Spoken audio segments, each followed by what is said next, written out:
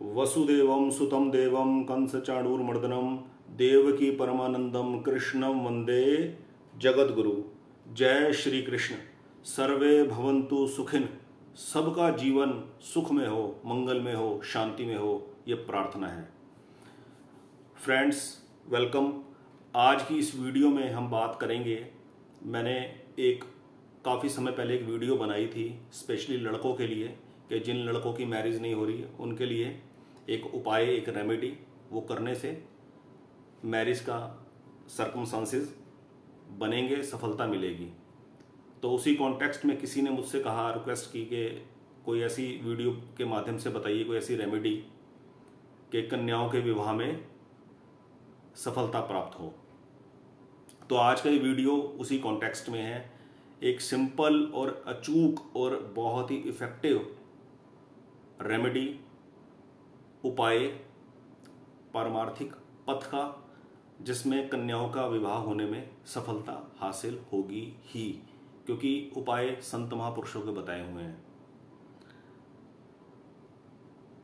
थोड़ी सी चर्चा ज्योतिष के एंगल से कि कन्याओं का विवाह लेट होने का कारण। देखिए, ज्योतिष के उपायों में, ज्योतिष की चर्चा में फंसने की कोई जरूरत नहीं है, कोई भी जरूरत नहीं है। केवल और केवल सीधा समाधान की बात की जाए, यही अक्लमंदी है। मनुष्य जीवन बहुत ही कीमती है, बहुत ही कीमती। हमारे एक एक श्वास की कीमत करोड़ों अरबों रुपया खर्च के भी हमें श्वास मिलने वाले नहीं है। हमने बार बार ग्रहों के नाम ले लेकर, ग्रहों की चर्चाएं कर कर हासिल क्या कर लेना है।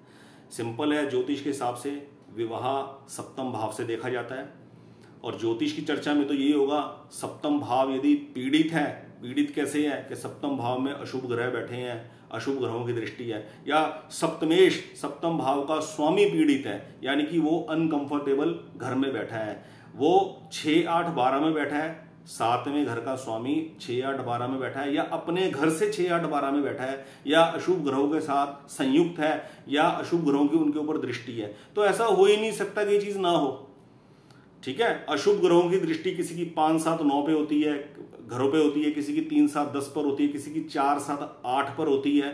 तो सप्तम भाव कहीं ना कहीं से किसी ना किसी रूप में थोड़ा बहुत आंशिक, पूरा का पूरा इफेक्टिव होगा ही होगा, ऐसा हो नहीं सकता।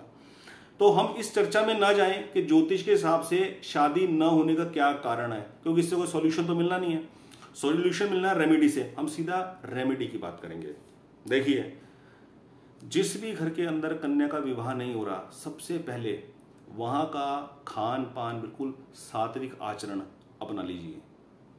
घर के अंदर मांस, मछली, अंडे, शराब, किसी भी प्रकार का नशा, सिगरेट, बीड़ी, तंबाकू, खैनी, इस प्रकार के अशुद्ध चीजें घर में एंटर नहीं होनी चाहिए। ठीक है, प्योर वेजिटेरियन, प्योर शाकाहारी बनकर अपना आदत बना लीजिए अपनी। ये एग वैग खाने बंद कर दीजिए, बिल्कुल बिल्कुल शुद्ध आचरण अपनाइए, खान पान बिल्कुल शुद्ध कर दीजिए। ठीक है, पहली बात। दूसरी बात,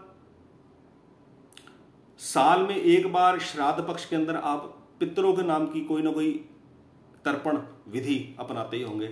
ठीक है, अगर नहीं अपनाते तो इस बात का ध्यान रखें कि मन से एक बार प्रार्थना करें भगवान से कि हे परमपिता परमेश्वर, हमारे पितरों की सदगति हो। ठीक है, पितृपक्ष में जो 16 दिन के श्राद्ध आते हैं उसके अंदर आप श्राद्ध तर्पण करेंगे। जिस प्रकार से प्रक्रिया होती है साल में एक बार, वो जरूर करें। और जिस कन्या का विवाह नहीं हो रहा घर में, वो पितरों से रिलेटेड कोई काम नहीं करे, उनके पिताजी करे, यानी कि उस लड़की के फादर करेंगे ये काम अपने पितरों की शांति के लिए, उनकी सदगति के लिए। कहने का मतलब ये है कि इस कार्य की सफलता के लिए, जीवन की हर कार्य की सफलता के लिए पितरों का आशीर्वाद बड़ा जरूरी है। पितरों का आशीर्वाद, पितरों की संतुष्टि बड़ी जरूरी है। उसके लिए एक साधारण सा सिंपल सा एक काम करें। नर्सरी से एक पौधा लेकर, पीपल का एक वृक्ष लेकर, उसका कहीं वृक्षारोपण करें, जरूर करें।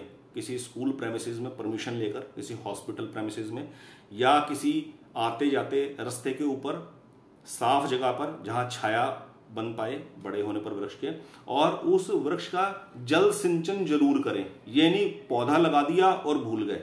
पौधा लगाने के बाद, वृक्षारोपण करने के बाद पानी की बोतल लेके जाएं, हर दूसरे तीसरे दिन, और ऐसी गर्मी में तो रोज ही जाएं और उसको छायादार कुछ प्रोटेक्शन कर कर उसको जल सिंचन करें, ये जरूरी है। और दूसरा, एक सबसे बढ़िया संत महापुरुषों को बताया उपाय आपको बता रहा हूं, कन्याएं इस पाठ को कर लें, शादी के अंदर डिले का रीजन खत्म हो जाएगा। पाठ है श्री रामचरितमानस, आप ले लीजिए एक, ठीक है। मैं ये वीडियो फ्रंट कैमरे से बना रहा हूं तो आपको अक्षर उल्टे दिखाई देंगे, कोई बात नहीं, बात समझ आनी चाहिए, बात कन्वे हो जानी चाहिए। श्री रामचरितमानस एक मंगवा लीजिए गीता प्रेस गोरखपुर से, वो 30-40 रुपए के कोरियर चार्ज पे भेज देते हैं, 50 रुपए के कोरियर चार्ज पे भेज देंगे, बिल्कुल आपको मिल जाएगा, ठीक है। मीडियम साइज के से श्री रामचरितमानस मंगा लीजिए। इसके अंदर संत महापुरुषों ने बता रखा है, बाल कांड के 234 नंबर दोहे के बाद 4 चौपाइयां हैं। उसके बाद ये जो चौपाई शुरू होती है, जय जय गिरिवर राज किशोरी, जय महेश मुख चंद चकोरी, जय गज बदन षडानन माता, जगत जननी दामनी दुति गाता।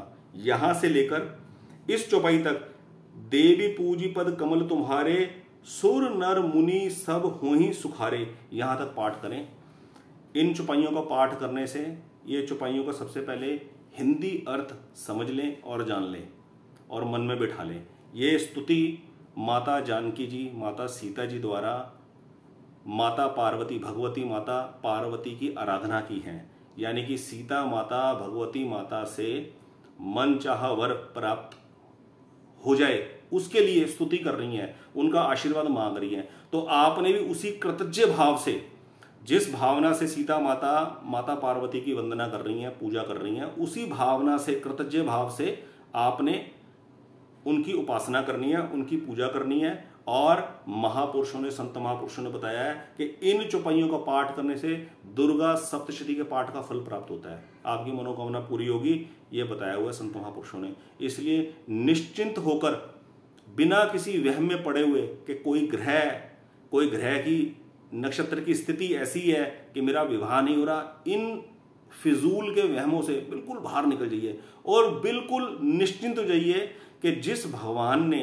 हमें पैदा किया है, जिस भगवान ने हम सबको, आपको भी पैदा किया है, जिस विधान के तहत पैदा किया है, उसमें जिस भी सूटेबल मैच को आपके साथ मिलना होगा वो मिल जाएगा, जिस भी सोर्स के थ्रू मिलना होगा उस सोर्स के थ्रू समय आने पर वो मिल जाएगा। कुछ लड़कियों की शादी लेट होती है, रिश्तेदारी के अंदर जो हम उम्र की लड़कियां होती हैं, अपने से कम उम्र की लड़कियां होती हैं, उनकी शादी हो जाती हैं और वो सेटल हो जाती हैं, तो उनको देख देखकर बहुत इन्फीरिटी आती है, बहुत बुरा प्रतीत होता है जब किसी मैरिज फंक्शन में सबके सब इकट्ठे होते हैं, सबके सब पूछते हैं आपकी बेटी की मैरिज नहीं हुई।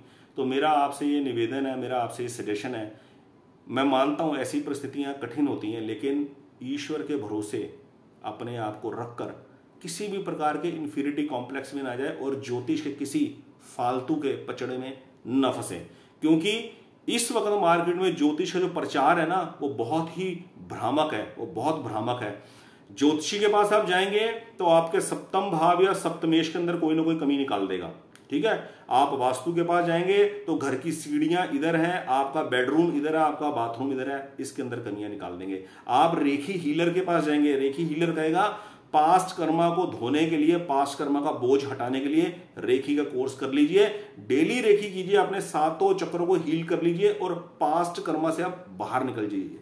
और वहां पर आपको ऐसा लिटरेचर, ऐसा लेक्चर मिलेगा कि क्रिस्टल, क्वार्ट्स क्रिस्टल्स खरीद लीजिए और अपनी विश एक प्लेन पेपर के ऊपर लिखकर इसे विश बॉक्स के ऊपर विश बॉक्स के अंदर रख दीजिए। वो विश बॉक्स जो होता है ना वो पिरामिड की शेप में होता है। वो बताते हैं, एग्जांपल देकर कि पिरामिड के अंदर रखी कोई चीज कैसे एनर्जाइज हो जाती है। यानी कि अगर आपने अपनी कोई विश पेपर के ऊपर लिखी, उसे फोल्ड करके उसके अंदर रख दिया और पिरामिड के अंदर रख दिया और क्रिस्टल से उसको चार्ज कर कर रेखी सिंबल लगा के आपने उसको चार्ज किया तो आपकी वो विश पूरी हो जाएगी। ये सब समय की और पैसे की बर्बादी करने के तरीके हैं। मैं अपनी जीवन यात्रा का आपको अनुभव बता रहा हूं दोस्तों, बिल्कुल अनुभव। हम लोग क्या करते हैं, भगवान का आसरा छोड़कर जो असली रास्ता है उसको छोड़कर दुनियादारी के ना इन फिजूल के कामों में अपना समय बर्बाद कर रहे होते हैं। अपने आप को बिल्कुल भगवान के ऊपर आश्रित रहकर बिल्कुल निश्चिंत हो जाए, बिल्कुल निश्चिंत, समय आने पर आपका काम हो जाएगा।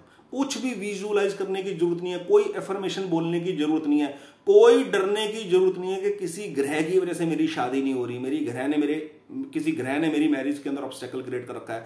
चौथे भाव में मंगल बैठा है, मंगल की राहु की कंजंक्शन है उसके साथ, राहु की या तो दृष्टि है उसके ऊपर, मंगल पहले घर में, चौथे घर में, सातवें घर में, आठवें घर में या 12वें घर में बैठा है, राहु के साथ है या केतु के साथ है या शनि की दृष्टि उसके ऊपर पड़ रही है। इस प्रकार की युक्तियों में ना फंसे। मेरा तो आपको यही सजेशन है, बाकी मर्जी आपकी है, जैसे आपकी जीवन है आप देख सकते हैं। मैं तो अपने जीवन का अनुभव आपको बता रहा हूं। भगवान पे डिपेंड हो, श्री रामचरितमानस का ये पाठ करें, जरूर सफलता मिलेगी, पक्का सफलता मिलेगी। और आपकी करेक्शन के लिए आपको एक चीज बात और बोल दूं, गीता प्रेस से एक पुस्तक मंगा लीजिए। मैं फिर बोल रहा हूं, फ्रंट कैमरे से वीडियो बना रहा हूं, अक्षर उल्टे दिखाई देंगे, कोई बात नहीं, बात कन्वे हो जाएगी। ये एक पुस्तक है परम पूज्य भाई जी, स्वामी परम पूज्य भाई जी हनुमान प्रसाद पोद्दार जी महाराज, संतों की लिखी हुई पुस्तक भगवान सदा तुम्हारे साथ है। इस पुस्तक को मंगा लीजिए, इसको पढ़ लीजिए, इसको पढ़िए, रोज पढ़िए, एक पेज पढ़िए, एक पैराग्राफ पढ़िए, आपकी विल पावर बढ़ेगी, आपका कॉन्फिडेंस बढ़ेगा, आप फिजूल के कामों से बाहर निकलकर सेल्फ सेंट्रलाइज्ड होंगे। आप भगवान पे डिपेंड होंगे, चाहे सुख आ रहा है चाहे दुख हो रहा है, आपको डिसीजन लेना आएगा अपना। ठीक है, तो शादी के लिए, विवाह के लिए, कन्याओं के लिए ये एक उपाय, अचूक उपाय श्री रामचरितमानस के अंदर बालकांड की इन चौपाइयों को पाठ करना, जो माता जानकी मां भगवती पार्वती जी की वंदना कर रही हैं मनचाहा वर पाने के लिए। दुर्गा सप्तशती के पाठ का फल प्राप्त होगा।